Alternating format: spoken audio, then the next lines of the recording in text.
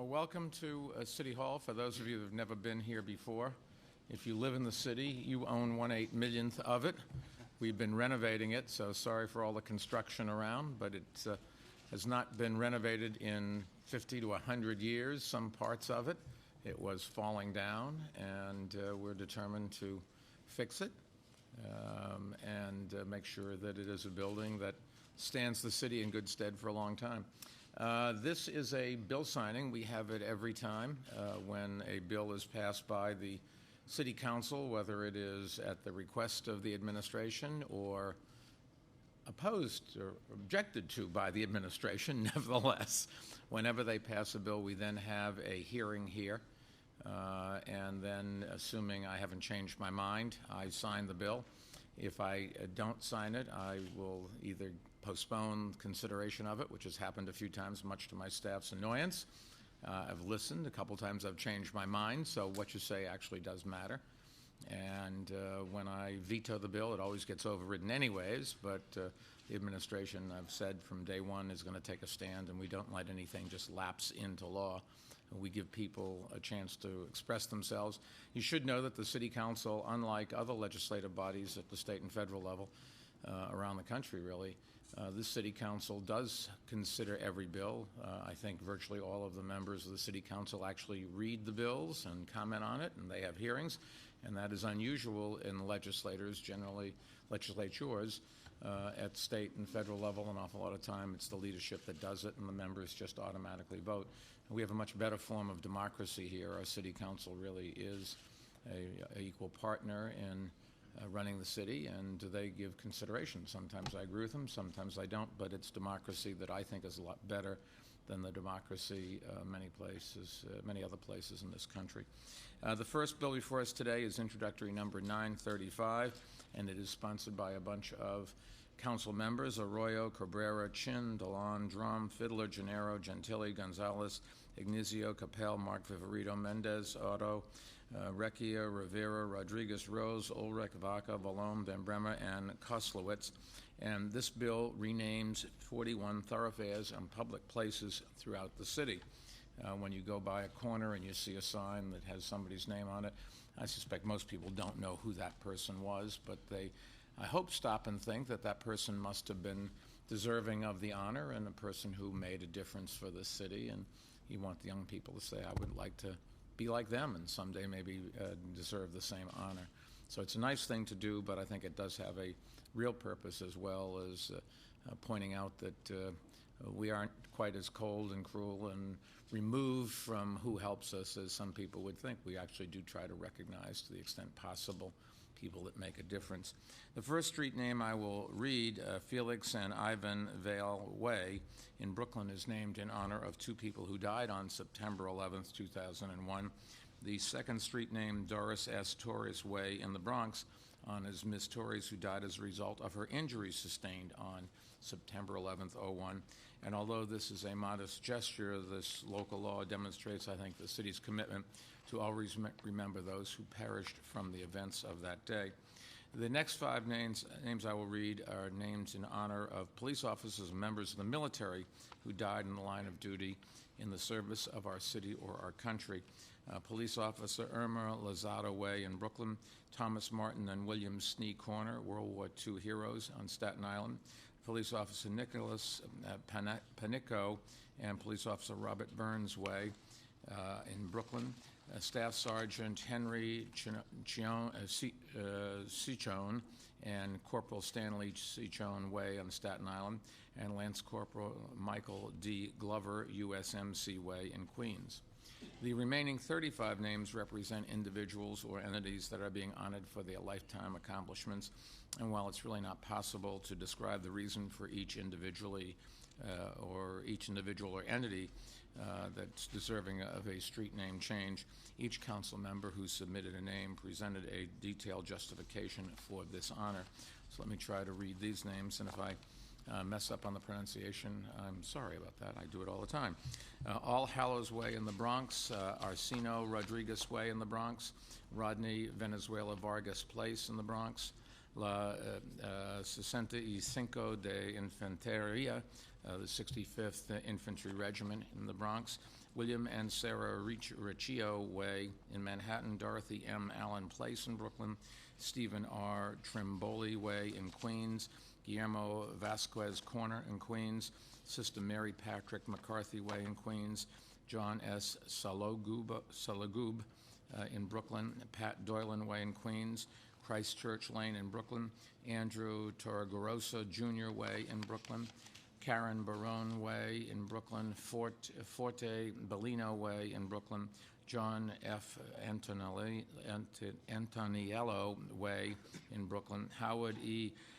Pardonaccia Place in the Bronx, Frank Durkin Way in the Bronx, Petra Allende Way in Manhattan, Marie Dickinson Place in Manhattan, Cornell Edwards Way in Manhattan, Sarah Curry Way in Manhattan, Kevin J. Walsh Way in Staten Island, Commissioner Richard J. Shearer Way in Staten Island, William J. McGuire Way in Staten Island, Frank Payne Way in Brooklyn, John Boy Wonder Isaacs Way in the Bronx, Police Officer Anthony Diagiovanni Way in the Bronx, Juan Rodriguez Way in Manhattan, District Attorney Bill Murray Way in Staten Island, Erlena Bethel Sperling Way in Staten Island, Ben Dottie Abrams Way in the Bronx, and we have their son with us today, the Honorable Gloria D. D'Amico Place in Queens, Alejandro Nino Place in Queens, and I would like to thank the City Council for approving this legislation. And I'll now turn the floor over to the bill's sponsors and other elected officials who wish to speak, and then we'll ask for people in the general audience if they'd like to speak. We have a number, so I just ask everybody to be reasonably brief and succinct, and the air conditioning is not designed to handle a room like this, and I don't want anybody to pass out. So first, City Council people. Well, thank you, Mayor Bloomberg and all my colleagues at the City Council for working with me on condemning a Broadway between 159 and 228 after Juan Rodriguez. You will ask, who was Juan Rodriguez? Who was the first immigrant who settled the island of Manhattan after the native indigenous in 1613. I think that that's so beautiful, our history as a city, to know that we have received people from all over. And in 1613, there was an immigrant from the Caribbean, black, mulatto, a free man, someone that unified all of our communities. So thank you, Mayor, for signing after condemning after Juan Rodriguez Way. Thank you. Council? Thank you very much, Mr. Mayor. It's indeed a pleasure for me to be here as well today to dedicate and to rename the streets for Sister Mary Patrick McCarthy, a fighter in our community, someone who lived by her religious values and her Catholicism, who fought for our immigrant communities and was involved in every aspect of the community. For Stephen Tromboli Way, who was a former president of Community Board 4, who also was involved in the community in many, many ways. And finally, for my friend Guillermo Vasquez, who was an AIDS activist and who was a Colombian activist and an immigrant rights activist as well, and who unfortunately passed away from AIDS just a few months after having translated our first LGBT Pride Parade in Queens. So it's indeed an honor to be here. Thank you very much. And now I'll read the names of some of the people. If you could come up and sort of line up over here, just so we get ahead of the crowd and you can go one after another. John P. McCarthy, Sam Suep, Mary Vazruska, Tamayo Tejada, and then I'll call some more. Sir? Thank you, Mr. Mayor. My sister, Sister Mary Patrick McCarthy, grew up on 94th Street in Jackson Heights and spent the last 35 years of her life as principal of Blessed Sacrament School on the same street. She dedicated herself to the religious formation and education of its students, to the service of the Blessed Sacrament Parish, and to the broader community, especially to new immigrants, senior citizens, and the homeless. The street naming is a tribute not just to her, but to the scores of Grey Nuns of the Sacred Heart and their lay colleagues who taught thousands at the school for nearly 3/4 of a century. I want to thank Mayor Bloomberg, Speaker Quinn, the City Council, and especially Council Member Drum for bestowing this honor. Thank you very much. Thank you.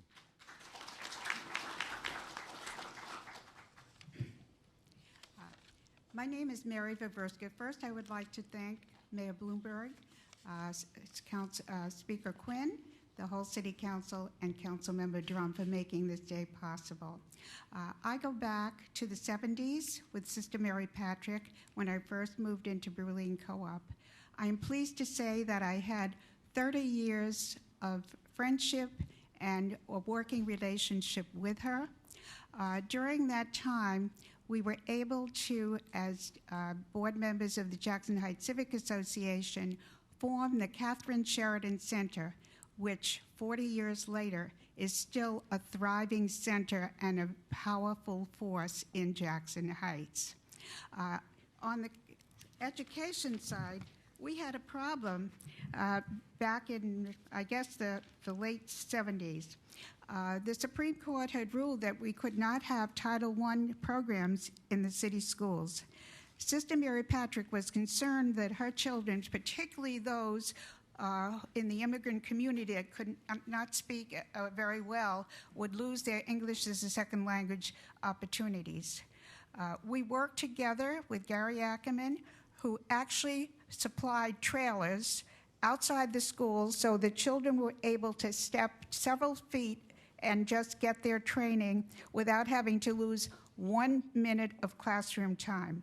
I'm pleased to say those trailers stayed there for 10 years. That's some of the highlights of what Sister Mary Patrick did. I am so proud of her and all of the Grey Nuns of the Sacred Heart who have done so much for the Jackson Heights community. Thank you. Thank you. Good morning. I just like, say your name, please. My name is Tamayo from Dominican Republic Council in New York. We just want to express our gratitude and say thank you to all of you, especially Mr. Idanis Rodriguez and Mr. Bloomberg, for taking the name of John Rodriguez here. He was one of the founders of New York City. And we just want to say thank you. The Dominican Republic and the government of Dominican Republic say thank you all. Thank you. I will go upstairs and remind my secretary, who's a Dominicana, and see if she says thank you. Good morning, Mr. Mayor. My name is Sam Seward. I'm the principal of Bishop Ford High School in Brooklyn in the Park Slope, Windsor Terrace section of Brooklyn. I want to thank you, the City Council, particularly Councilwoman Sarah Gonzalez, for simply reaffirming the feelings that the Bishop Ford Central Catholic High School community and the Windsor Terrace community, the parish of Holy Name, felt about our friend, our close friend, Fortunato Bellino. He was an exemplary educator. Very importantly, though, he touched the lives of thousands of men and women in Brooklyn. He served as a moderator and a confidant to young ladies and gentlemen. So for this, I thank you and the City Council, and again, Sarah Gonzalez. Thank you very much. You're welcome. The next four, Anthony Stevens Acevedo, Robert Abrams, who's the former Attorney General of the state of New York, Naib Berger, and Martin Lyons.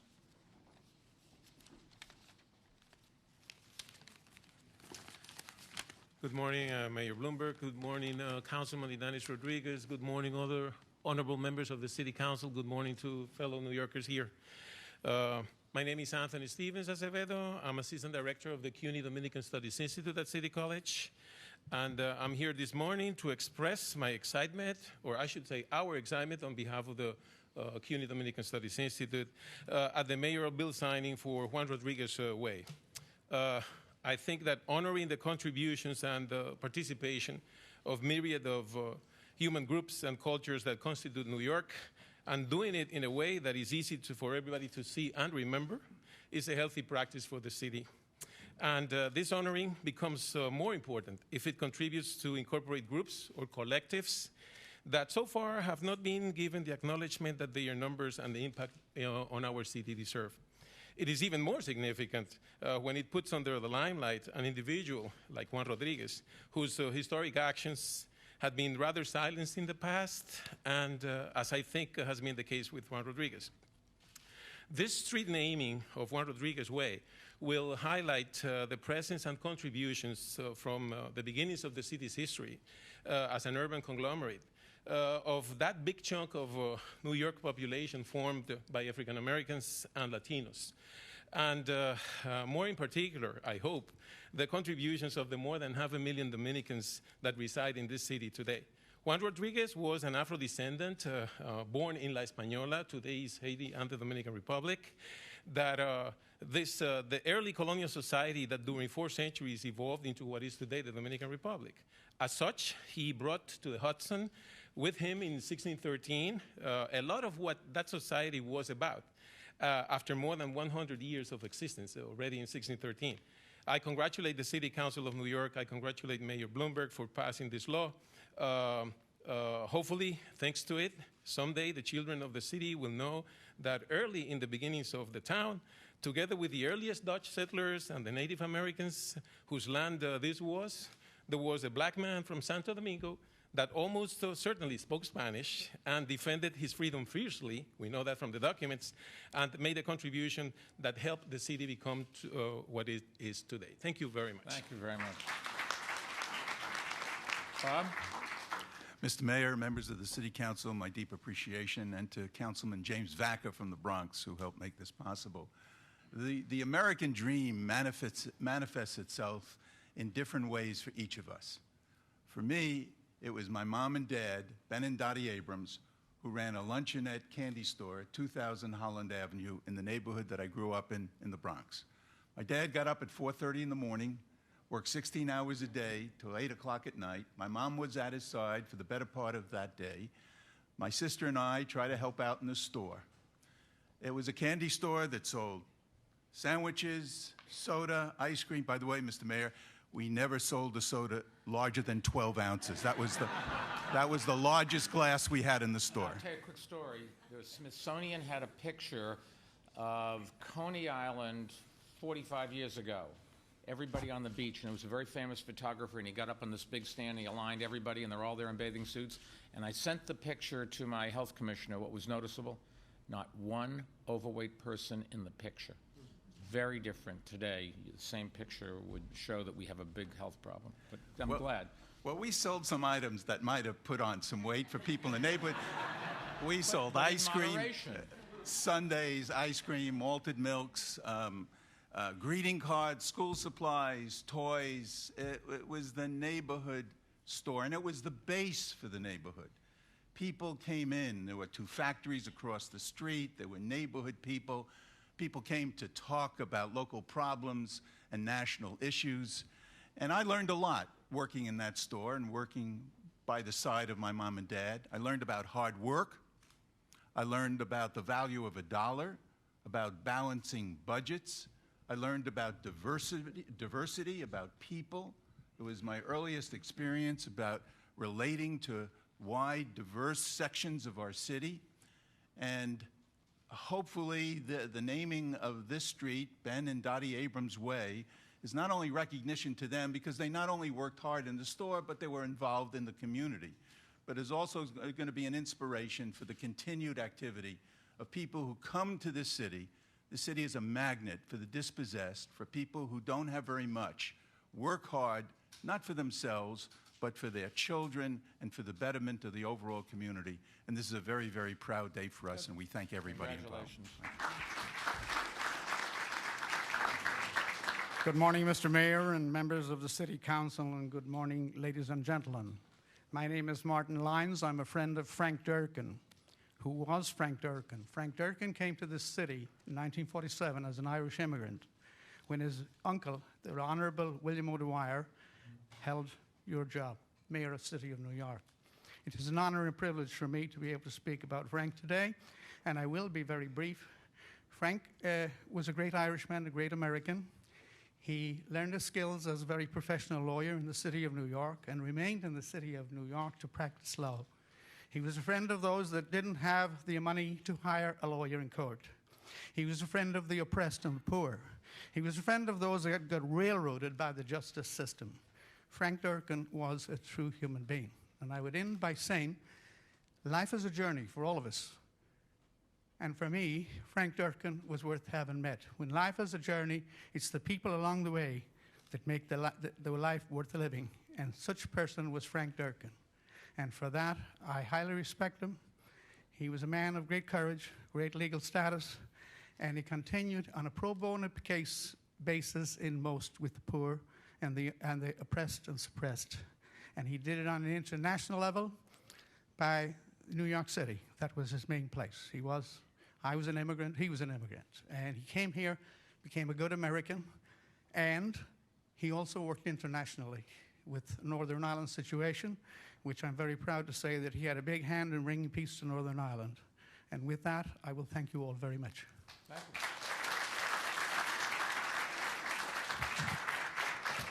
Good morning. My name is Najibe Núñez Berger, and I'm here to introduce Guillermo Vázquez Londoño, who was born in Buga, Colombia in 1953. He resided in Jackson Heights from 1972 until his death in 1996 at age 42. In the United States, Guillermo studied international law and political science at Pace and Columbia universities. Guillermo was an energetic and passionate activist who was known in Queens and in the rest of the city as a major Latino community activist. Guillermo became an American citizen to have a voice and to contribute to the empowerment of the Latino community. He was also a fierce soldier in the battle against AIDS and a staunch supporter of gay and lesbian rights. Guillermo was dedicated and committed to the causes he loved. Guillermo was founding member and vice president of the Latin American Cultural Center of Queens, founding member and president of the Queens Hispanic Coalition, founding member of the Colombian American National Coalition. He was member of the Empire State Pride Agenda, member of the Latino Commission on AIDS, member of the Queens Lesbian and Gays United, and the Queens Lesbian and Gay Pride Committee. He also coordinated the community outreach for the gay men's health crisis. Naming this corner in Guillermo Vázquez's memory is appropriate, significant, and a reason of pride for Latinos in New York. This not only recognizes Guillermo's pioneering leadership, but it also highlights the contribution of Latinos to the betterment of the quality of life in Queens. It reflects the diversity of our communities. This corner will become a symbol of pride, and Guillermo Vázquez will continue to serve as a role model for the young and for the future generations. Thank you, Mayor Bloomberg and New York City Council members for this recognition.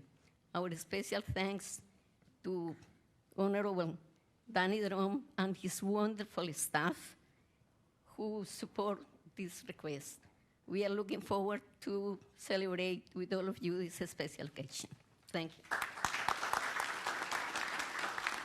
Thank you. I think, as Bob Abrams said, the diversity of the people honoring here is just a microcosm of what you see out in the streets of the city. It's still, for all the problems America has, when people vote with their feet, they still come to America. We should not forget that. It's not that we can't make our society a lot better, not that we shouldn't work as hard as we can, but when people want to move, they don't go elsewhere. They come to us, and for that we should be very proud, and we should acknowledge the progress that we've made, at the same time not forgetting that we have a long ways to go. I'll now sign the bill.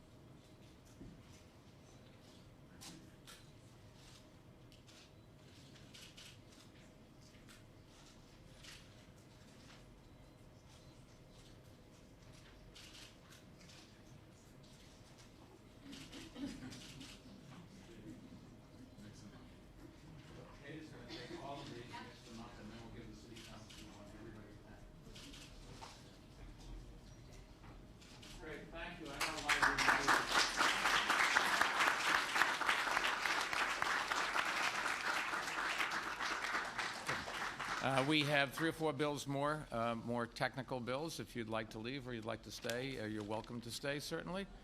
But for some of you, it's probably getting warm in here.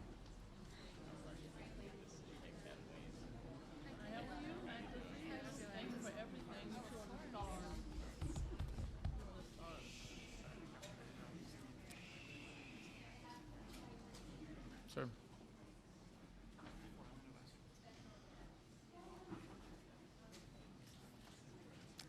Thank you.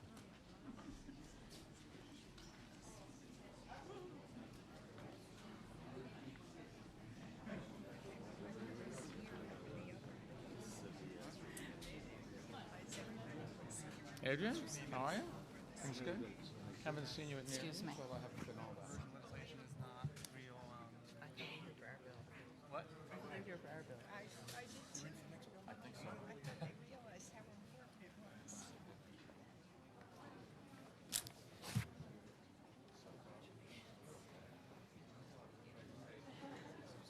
Yes, yeah, etc.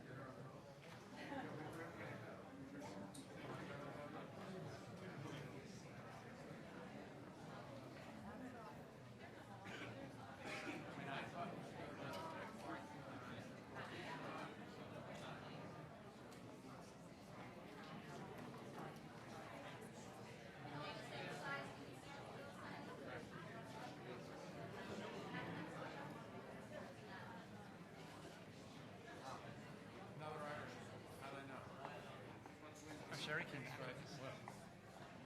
Sherry Hyman came back. He's what's the wind. Back. But the Bill sign, there she is. Kathleen got her. It was an ill wind. It's She looks thinner. She looks thinner.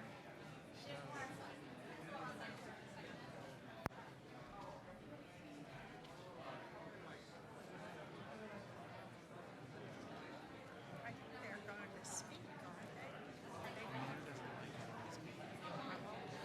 He tells people, don't speak. I mean, he doesn't say it, but he doesn't want people to speak.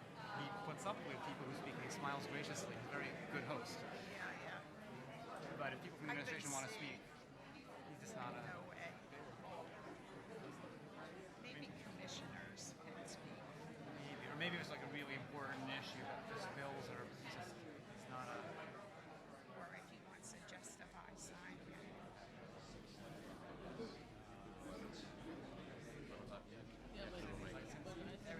We should thank school. Association. No, thank them. No, we should thank them. Anyway.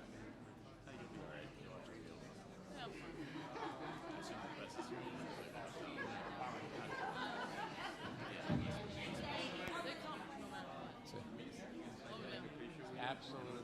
I'm going to tell my secretary, she's born in Washington Heights, and her accent is very good. My Spanish instructor is Colombian. Sometimes I part the Hispanos and the Ricos a lot harder to understand than Hispanos. Colombians, for me, a lot easier to understand. Yeah, but you can make a different accent. You doing well? Right away, you know. Yeah, oh yes, absolutely. Thank you, Mayor. Oh, good. Immediately took care of it. Thank you. Thank you.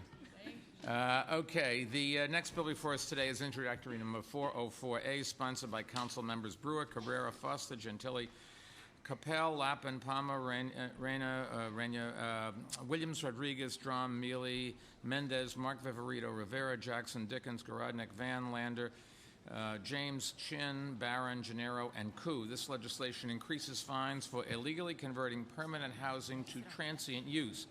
The illegal conversion of permanent housing for use by transient guests causes serious problems for permanent residents, including limiting the supply of available housing, creating unsafe living conditions, and harming neighborhood character. In 2010, the governor signed legislation to clarify the definitions of permanent and transient housing, to clearly define transient where a guest stays for 29 days or less. Introductory number 404A builds on the state law by creating a specific violation for the illegal conversion of a residential unit and requiring that a repeat violation issued for the same unit or building be classified as an immediately hazardous violation, which carries a $1,000 to $25,000 penalty.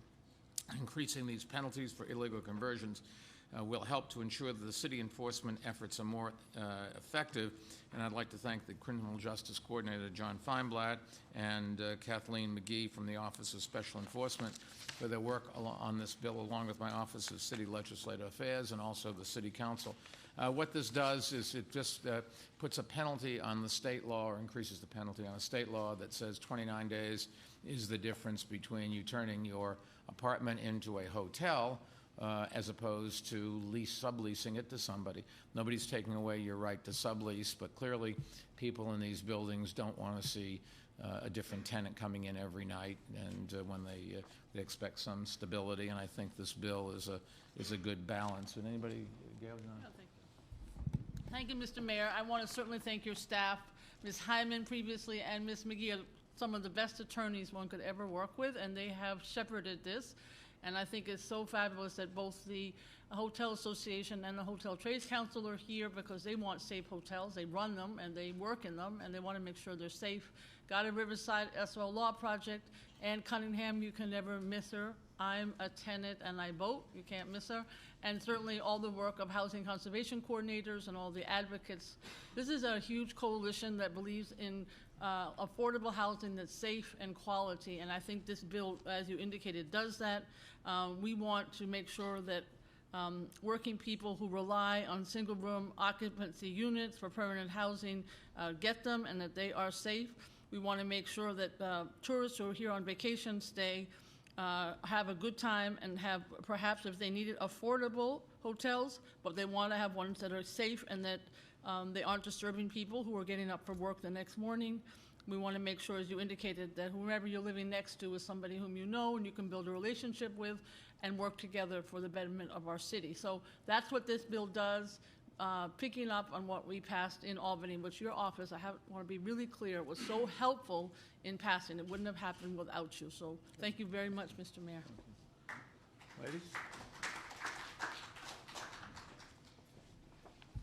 Thank you, Mr. Mayor. As you know, sir, for many years, the Hotel Association of New York City has worked cooperatively with your administration, the City Council, and Albany to develop measures to eliminate illegal hotels while protecting legitimate hotel operators. We think that Intro 404 is another important step in the enforcement of illegal conversions, and we thank you for your assistance.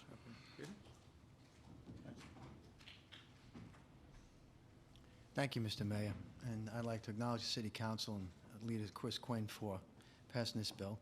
The hotel industry is an important economic engine for our city. In order for it to remain viable, it has to provide safe and secure places for tourists and business travelers to stay. The enforcement piece of the state bill will ensure that this bill is properly enforced. Tourists and business travelers should have safe, secure places to stay. Workers should have safe, secure environments to work in. And the city and the state should be able to collect the taxes that are due them for room occupancy. And none of these things happen when a residential building is converted to an illegal hotel. So thank you, Mr. Mayor. We have somebody else, anybody else that had signed up for, would like to speak? That's it. I'd be happy to sign the bill. The people come on up, whoever was part of it. Marty, Ainsley, Vivian, come on up, Everybody come up. Sure.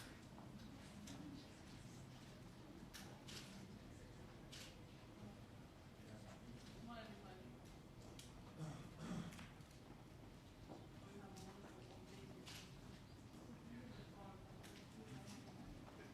You guys are fine.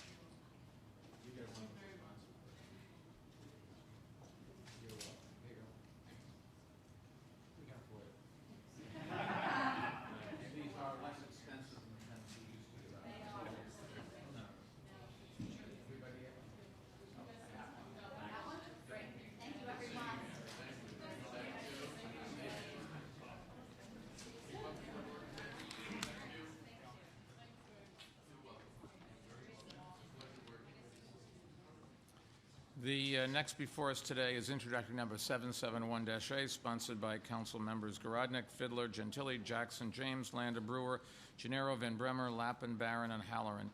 Introductory number 771-A requires quick response codes or similar technology be included on city-issued permits, licenses, and registrations.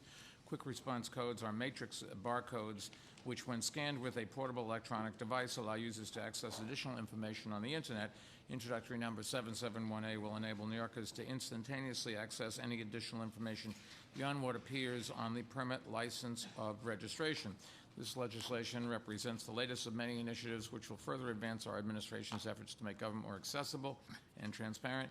And I would like to thank Chief Information and Innovation Officer Raul Merchant and Chief Digital Officer Rachel Hote, along with my Office of City Legislative Affairs for their work on this bill, and the City Council for approving this legislation. Councilman?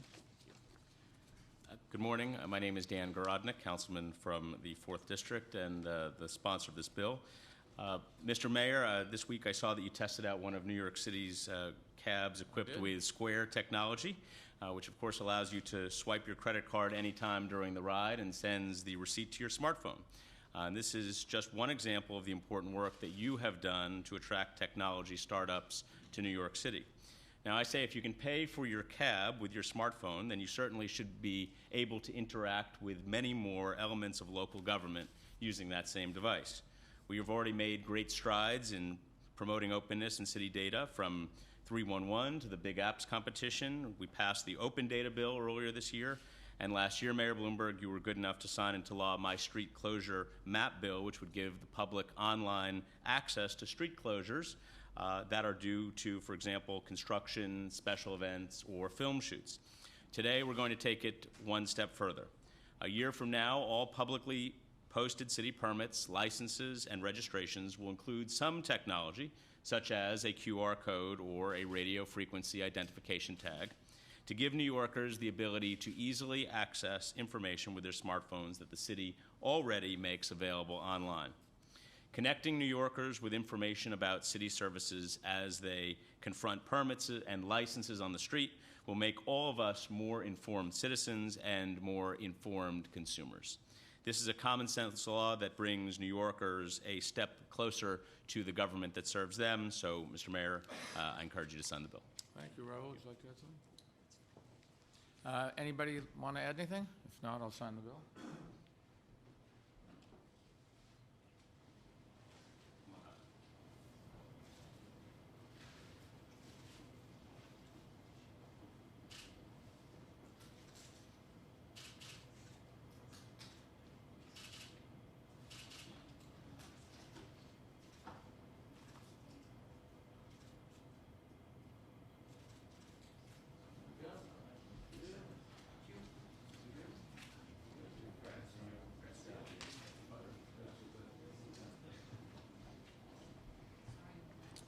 The final bill before us today is introductory number 797A, sponsored by Council members Rose, Eugenie, James Koo, Capel, Koslowitz, Lander, Williams, Wills, Palmer, Rodriguez, Nelson, Levin, Foster, Barron, Mark Viverito, Gonzalez, Jackson, Van Bremer, Vaca, Drum, Brewer, Gennaro, Greenfield, Lappin, Mealy, and Halloran. The legislation requires signage on public buildings giving direction to the nearest available accessible entrance, public toilet, or elevator for persons with disabilities. Introductory number 797A requires new and existing buildings to post a sign indicating an accessible entrance and signs at inaccessible entrances providing direction to the nearest accessible entrance when one exists. Where an accessible entrance is locked at times when the building is open and not all entrances are accessible, contact information or instructions to gain access must also be posted. This legislation further requires that all new and altered buildings provide directional signage to accessible public toilets and elevators. This legislation, we think, will better ensure that people with disabilities can appropriately access and use buildings throughout our city. And I would like to thank the Mayor's Office for People with Disabilities. Our Commissioner is with us today, Victor Calise, Department of Buildings Commissioner Robert Lamandy, and Olivia Goodman and Trevor Littman from the Law Department for their work in this bill, along with our City Office of Legislative Affairs, and finally the City Council for approving this bill. Commissioner, you want to say something? This is a great bill. It allows people with disabilities to get in and out of a place without any resistance, and know where they are within their community and be able to have informed decisions where they go. And it's really going to help people who have disabilities and the aging community. Thank you for signing the bill. Anybody like to say anything? Our attorneys in the law department. Good, great. Anybody from the audience? If not, I'll sign the bill.